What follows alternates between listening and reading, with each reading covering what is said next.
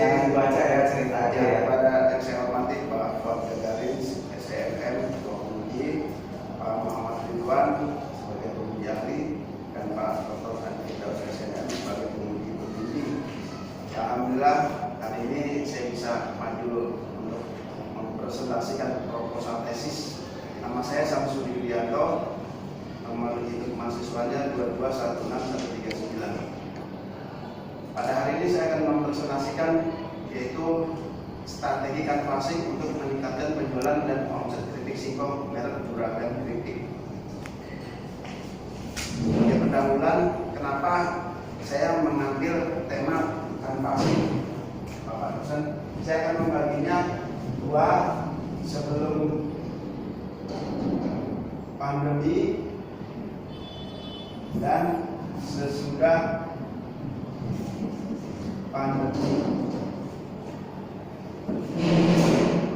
Jadi strategi canvassing ini ketika sebelum pandemi, kita target marketnya adalah satu, food court, dua, koperasi, kantor kementerian,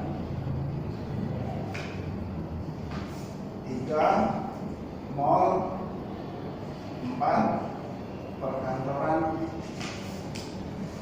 dan kelima, sekolah kampus.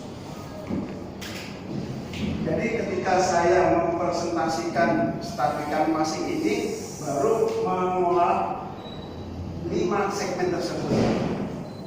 Nah, ketika pandemi tiba, 5 sektor ini tutup total Bapak Ibu. Jadi saya mengalami kemerosotan omset besar sekali ketika sebelum pandemi ini diberlakukan oleh pemerintah, terutama PPKM. Nah, ketika PPKM semua 1 tahun itu ditutup, kita 0 omsetnya. Nah, sesudah pandemi saya mengelola toko-toko retail yang ada di sekitaran Jabodetabek. Ada di Depok, Bekasi, Tangerang, dan sebagainya, yaitu toko-toko kelontong. Kedua, tempat-tempat seperti toko sayur ya, penjualan sayur, pedagang sayur. Sekarang sudah mulai banyak jual tempat. Lalu ketiga, booth minuman.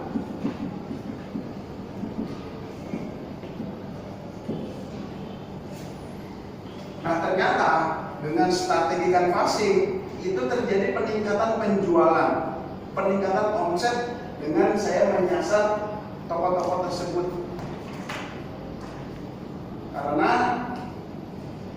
saya mensurvei dalam satu RT itu ada 15 toko, 3 warung sayur, dan 2 counter HP. Ini adalah data saya ketika masuk ke toko-toko kelontong retail untuk memasarkan produk keripik.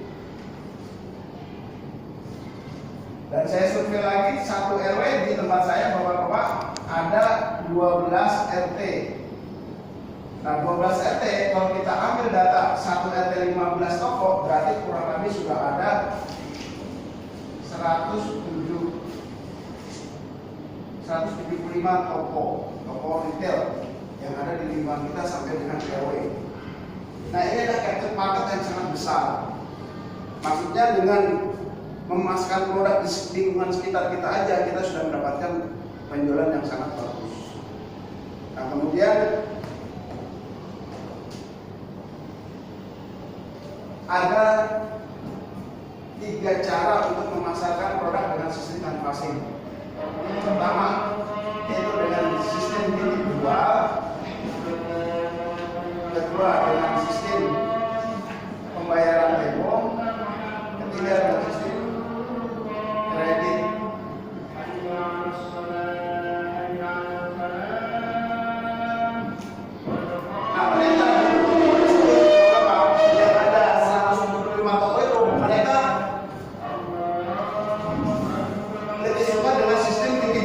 konsinasi. Nah, dengan sistem konsinasi itu jual, mereka tidak perlu Membeli. membeli produk kita titip aja ke toko-toko tersebut. Dari 175 toko ini, satu toko kita titip produk kayak itu ada 20 bungkus sampai 30 bungkus, bahkan ada yang 100 bungkus. Dan itu kita baru se-area kecil dari sebuah distribusi yang sangat luas. Nah, karena ini pasar yang sangat besar, maka saya coba untuk membuat ini menjadi sebuah tesis. Ternyata setelah saya browsing cari-cari, teori ini belum ada yang membuatnya. Insya Allah ketika ini nanti jadi buku, saya baru pertama kali bikin tesis ini, judul ini untuk sebagai literasi orang-orang yang ingin menjual produk secara kanvasi. Secara literasi juga kalau praktek banyak Bapak. Ada tukang kerupuk, tukang roti, biasanya mempraktekkan teori ini. Nah, lalu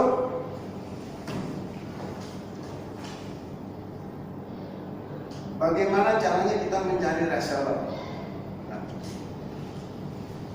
setelah kita punya 175 toko ini secara online, maka kita akan mencari 1 reseller, 2 dropshipper, 3 distributor atau agen.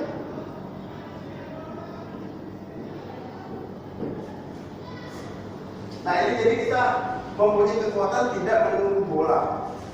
Kalau kita punya toko, kita hanya mengandalkan orang mampir ke toko kita seperti biasa ya, toko-toko retail ada orang mandir beli ke toko, itu artinya dia menunggu bola. Kalau ini tidak disurvei berapa orang yang benar mandir, maka kita nggak bisa menganalisa omset. Tapi dengan sistem kanvasi ini kita menjemput bola. Sistemnya menjemput bola. Jadi ini sebagai distribution center, kita punya 5 orang kanvasing untuk menguasai Jakarta Timur, Jakarta Selatan, Jakarta Pusat maupun Jakarta Barat.